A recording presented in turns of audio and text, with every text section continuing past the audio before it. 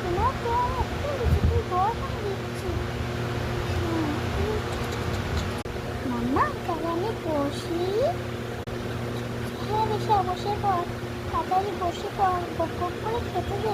ঠিক আছে মাম্মা, ঠিক আছে, বসে পড়ি।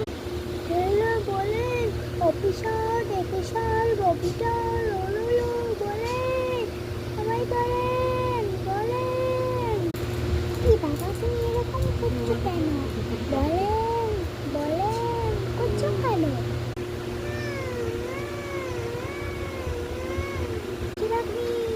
আমি চলে আসলাম তোদের বাড়ি গপ গপ করে খেতে।